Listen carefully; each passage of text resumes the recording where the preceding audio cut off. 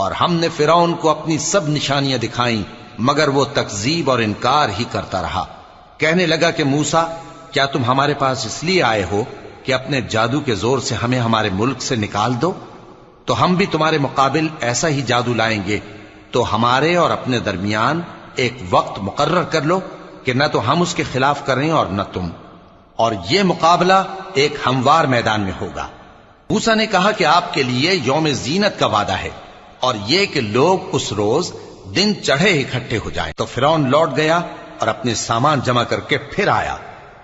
موسیٰ نے ان جادوگروں سے کہا کہ یہ تمہاری بربادی ہوگی، اللہ پر جھوٹ نہ باندھو، وہ تمہیں عذاب سے فنا کر دے گا، اور جس نے جھوٹ باندھا وہ نامراد رہا۔